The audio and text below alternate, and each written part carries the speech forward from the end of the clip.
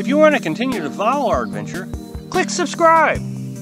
So you don't miss anything, click the bell notification. Oh, Louse on the Road subscribers and followers.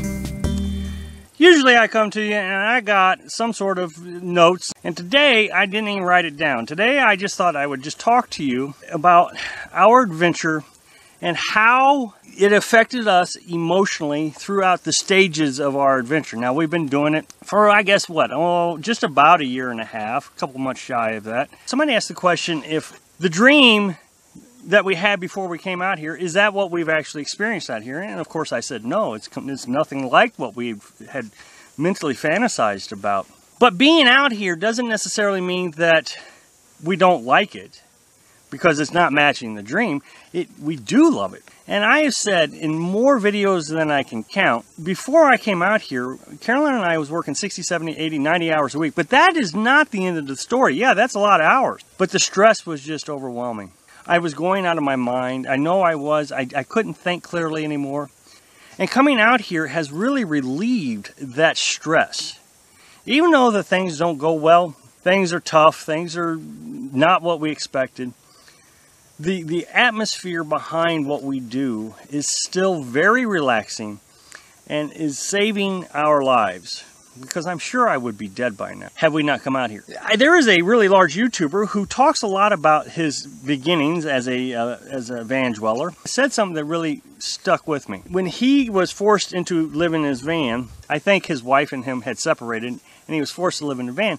He talks about how he cried a lot in the nights, and it took him a long time to get over the idea that this is his life. And I want to confirm that. Now, we weren't forced out here. We did this very voluntarily, and we were very excited about it. But once you get out here, you begin to realize real quickly how crazy you are. And so you begin to self-doubt yourself. You wonder if there's any way to get back. You wonder if you should go back. Is there any advantages of living out here? Because all of a sudden, the reality of living out here hits you. What I talked about in that video yesterday, and I'll put a link to that video right here. Things just aren't what we thought it was going to be, and all of a sudden all this is really starting to affect you emotionally. That being said, I still had the whole stress thing that I was thinking about. I knew I was feeling better mentally, and I could only contribute that to one thing, which was this lifestyle, obviously. You can actually see the difference in my physical self from my oldest videos till now. My gray hair isn't near as gray as it used to be. You can see it, I don't know if you can see it on the camera too well, but you can certainly see the blonde starting to come back in my hair, and you can see it in my eyebrows, the blonde's coming back. But those first 6 months was still, even though I know I was feeling better, you'd wake up in the morning and you look at, of course we were in the pop-up then, and I would look at the canvas and I would think, this is insane, this is just crazy. Well, then you get into about the second part of the adventure, which is about 6 to 12 months. And of course, you're starting to get cold. We go to Florida, it was getting cold. Then you're starting to convince yourself, because you're physically looking better, you're healthier, you've lost weight, the stress is gone. So now you're trying to convince yourself that this was the dream.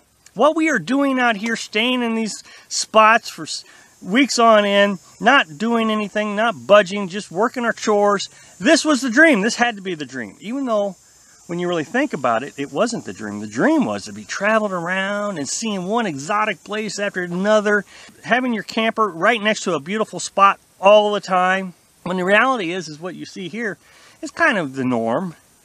There's trees and beautiful clouds, those kind of things. But in the end, it's the same thing. I mean, this is kind of what we left our house. I mean, we had 8 acres, and we had, walnut trees everywhere, and oak trees everywhere, cedar trees everywhere. Well, that's what we have here. We have trees. Again, you start to convince yourself that this is what we really wanted. And you'll see it in my videos where I talk to you about, yeah, we stay in spots long periods of time because it really saves us money, which is the truth. That's not a fib. It does save you a ton of money.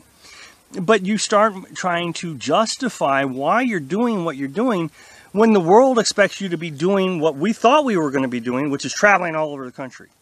I heard so many people while we were in Florida trying to stay warm, even though we weren't very successful at it, trying to stay warm, asking me, why aren't we traveling? Why are you staying in one area so long?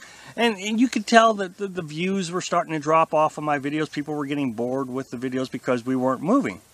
But that's the reality of our life, was we weren't going to be moving. And so you start justifying it to I was justifying it to myself and justifying it to the viewers. Well, then of course the fire happened, and that was an emotional. We still are fearful to leave our camper. You know, we went for a couple-mile walk, and by the time we got to where I wanted to turn, well, we decided to turn around, I was just completely stressed out. We got to get back. We got to get back.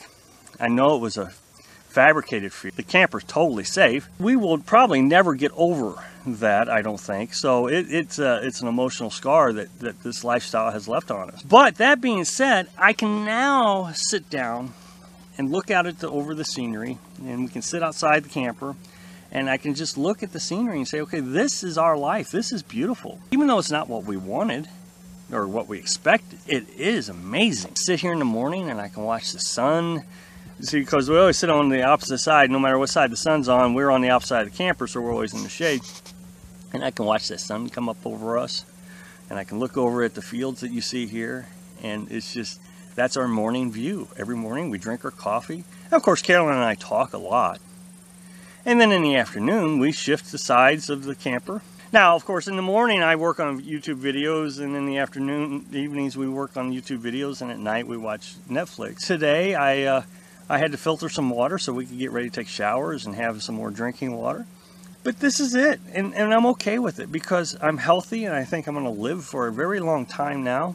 But the reason I bring you the good, the bad, and the ugly is because I don't want you to feel like I did, which was, what is this? Why did everybody tell me it was going to be this magnificent ride the whole time? And it's not. I try to bring you the absolute truth, the absolute reality of this lifestyle. And sometimes I think I need to clarify, like today, that the reality is I am very happy, but you need to know the whole picture. I can be happy and still be aggravated that somebody was shooting off their firearms drunk one night.